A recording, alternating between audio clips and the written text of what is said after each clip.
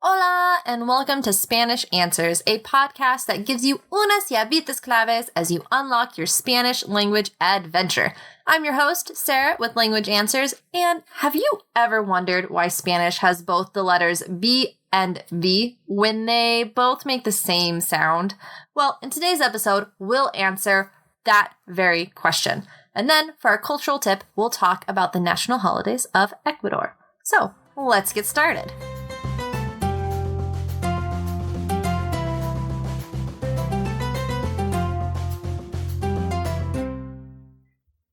First off, I would like to once again apologize for how late this episode is. I have not been feeling well this month, and it has definitely affected my ability to produce more podcasts and more blogs, as well as a host of other things in my life. So thank you for your patience as I work through this.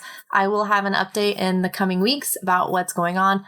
Don't worry, I'm not dying or anything, but my health definitely is affecting what I can and cannot do right now. So I am going to try and keep up with my production schedule, but I would like you guys to know that if in the next couple of weeks, or I guess in this following month, if the episodes are not out every other Monday like they normally are, please understand it's just because I am not feeling well. Not because I've stopped and not because I have given up on podcasting or anything like that. I plan as soon as I'm feeling better to get us back on a normal schedule. So please just continue to bear with me. Now, for this episode, please note I'll be using the International Phonetic Alphabet, also known as the IPA, when referring to different phonetic sounds. This alphabet is basically the agreed upon way to write out the different sounds that humans can make as established by the International Phonetic Association. And I'll of course include a link to their complete alphabet as of 2015. Now, as I'm sure you've noticed, many languages have their own writing systems, and these writing systems can use similar symbols, but have them represent completely different sounds, like English's J, which makes a J sound, or in IPA, it's represented by a D and what looks like a really weird Z with a loop. Anyways, that's the J sound. But in Spanish, the J, or Jota, makes a H sound, which is represented in IPA with an X, a lowercase x. Now, this sound is made with the back of your tongue almost resting against the top, very back part of your mouth. Or how in English, different phonetic symbols can still make different sounds, like how the letter C can make a ch sound, represented by a T with it almost looks like an old-fashioned S. It's like this really long, swooping F, but without the line in it. C can also make a k sound, right, where you have a lowercase k and then a small h right above it, or I guess to the side of it. Anyways, that H represents that you've got a lot of aspiration coming out sound, so it's k. C can also make a non-aspirated K, right? A k, k sound, and that's also represented by a lowercase k, but without the H. Or it can make a S sound, like an S, which is represented in IPA with a lowercase s. Now, these different sounds can all be represented by the letter C in English. It just depends on the word and the surrounding letters. So, for example, the C can make a ch sound in the word choice. It can make a k sound in the word come. It can make a k sound like back. And it can make a s sound in vice. Hence, the IPA really allows us to talk about the actual sounds being produced without getting bogged down by the more subjective letter symbols. It's really cool. And for language lovers, it's an invaluable tool. But nevertheless, to turn to today's topic, in modern day Spanish, both B and V have the same pronunciation, ba, which is represented by a lowercase b, ba. So to differentiate which letter you need to use when spelling, they call them different names. You can call B, B larga, B alta, or B grande. And the V you can call by its official name, V, or B baja, B corta, or B chica. So let's talk about the history of these letters, because you really have to understand the history in order to know why they still exist in Spanish. We gotta go way far back, though. So back before the Romance languages split off into what they are now, i.e. French, Spanish, Italian, Portuguese, Catalan, and Romanian, to name a few, they were actually all one language, Latin. Around the 5th to 9th centuries AD, they evolved as dialects across the regions the Romans conquered into individual languages. But their common origin is why it can be easier to learn a second Romance language after learning your first. Anyway, Latin had B and V, and they originally had two unique sounds, B with the lowercase b and W with the lowercase w, just like our English W sound, W. So in Latin, the B in amabat, A-M-A-B-A-T, is pronounced as B, and the V's in vivere are pronounced as W. So there's two V's in vivere, and they both sound like W. Now, over time, as early as the 1st century AD, the Latin V, or ube, was beginning to change. Based on how people would confuse the letters in ancient texts, linguists know that V, ube, was beginning to change from W to V, a sound similar to lowercase b, except that your lips don't actually close all the way. And this sound is represented by the Greek letter beta. Now, this same change occurred for B, but only if it was in between two vowels.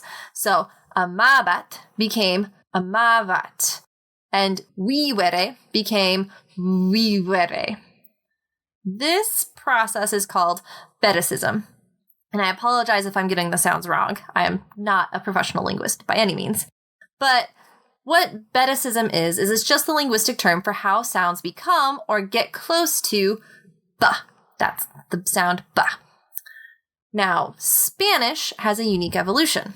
For a lot of Romance languages, this betacism, this evolution, continued so that B and V, if pronounced as V, that beta sound, meaning all V's, and those select B's that were in between vowels, became V, that V sound, represented in IPA by a lowercase v. So in Italian, for example, vivere became vivere, and amabat became amava.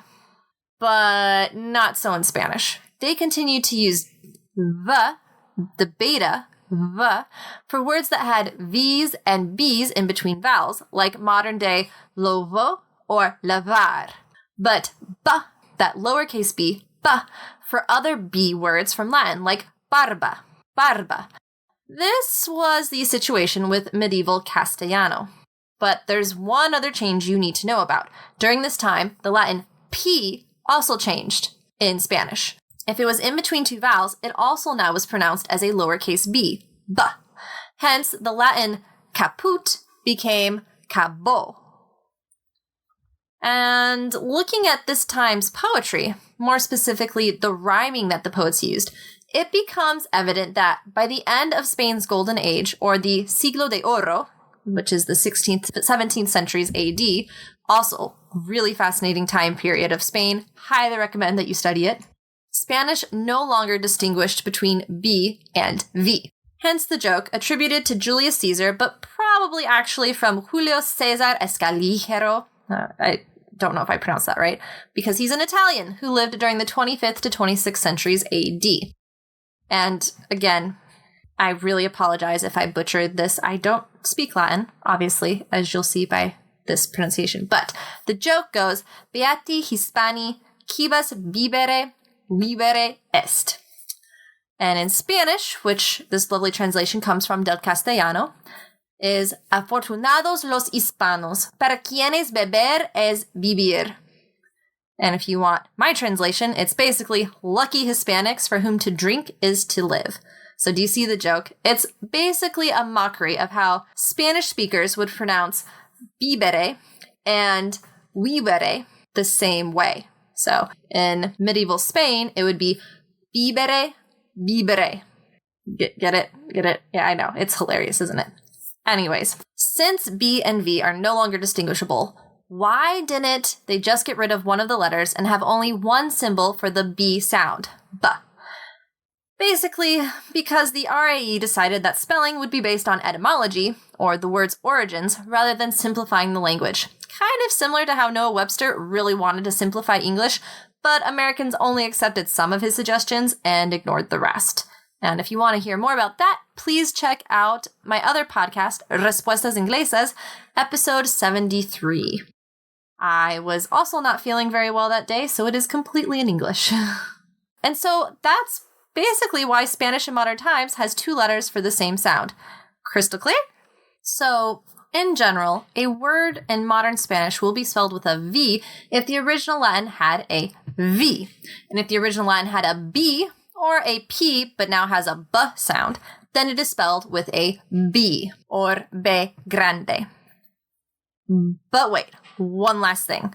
Sometimes, even nowadays, a B or a V is pronounced like the beta sound, V, when it is in between two vowels. For example, vocabulario, lobo, lavar, amaba. And in some Spanish-speaking areas, they may even pronounce this special case as V, that lowercase v. So while this episode won't be diving into all of the nitty-gritty as to which words use the beta, V, and which use B, lowercase b, a general rule is that you use the hard B sound when B or V starts a word or comes after an M or an N. And if they come in between vowels, then they're pronounced as the beta V.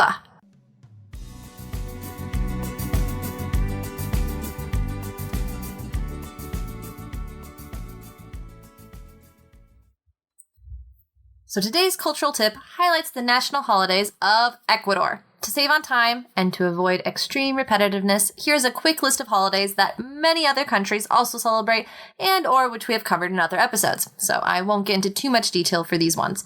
New Year's Day, obviously January 1st. Good Friday, this year it was on April 15th, as it's always the Friday before Easter. Easter Day, which was April 17th this year. Labor Day, which is always May 1st, although it is May 2nd this year since the 1st is on a Sunday. And then Christmas Day, which is December 25th, although they will have the following Monday, the 26th, off since Christmas is on a Sunday this year. Now let's talk about their unique national holidays. I found several holidays that are unique to Ecuador, but we'll start with Carnival Monday and Tuesday.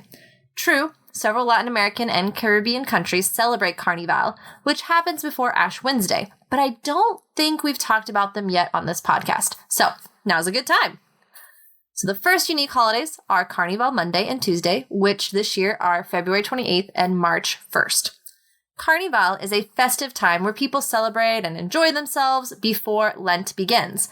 Lent starts on Ash Wednesday and lasts for the 40 days before Easter.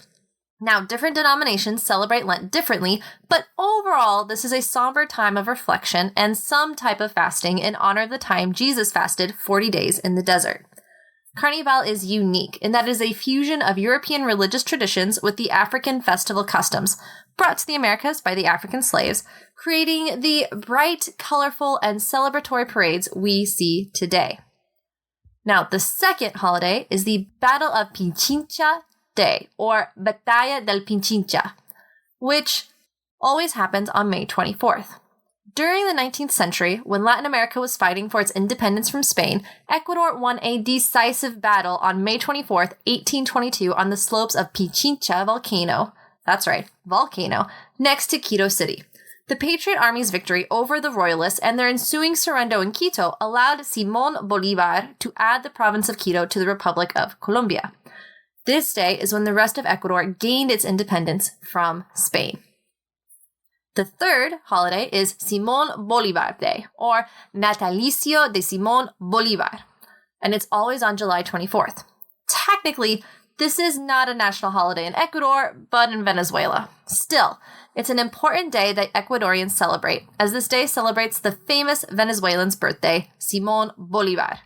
He was key to Venezuela, Bolivia, Peru, Colombia, and Ecuador gaining their independence.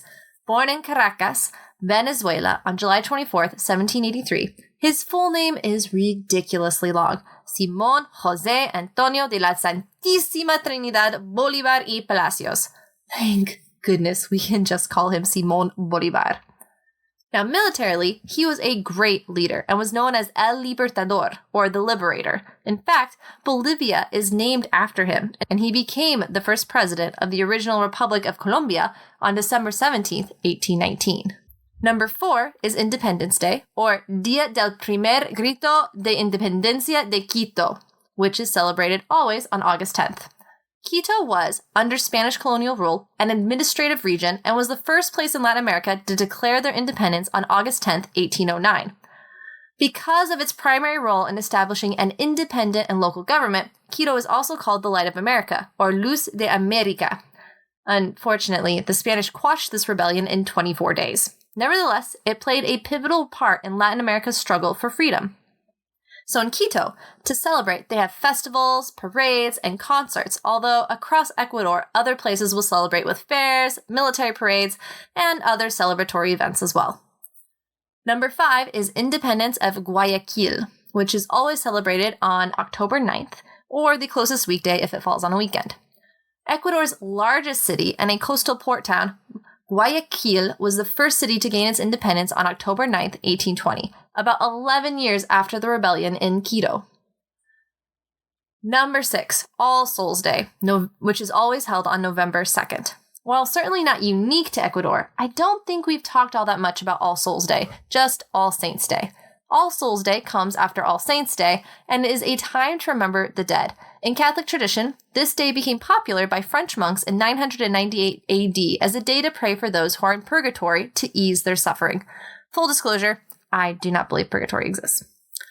Number 7, Independence of Cuenca, which is always celebrated on November 3rd. Yes, that's right. Ecuador has four national holidays related to their fight for independence. Cuenca is located in the southern highlands of Ecuador and declared its independence on November 3rd, 1820. This important economic city is Ecuador's third largest city and is the capital city of Azuay province. Finally, number 8 is the founding of Quito Day, or Fundación de Quito, which is celebrated always on December 6th.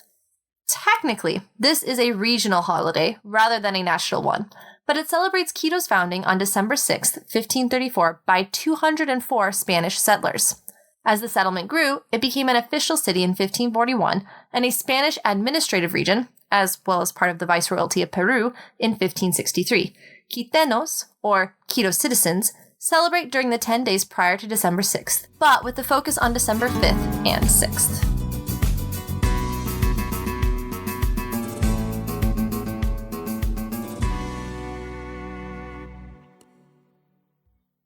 And that's all for today. Thank you so much for listening, and please don't forget to check out the show notes for links to the resources used for this episode. I especially want to give a big shout out to Del Castellano and Lingoriosa, whose research on this particular topic I found invaluable in creating this episode. So thank you to both of them for all the work they did, as well as to everyone else who provided resources and research as well.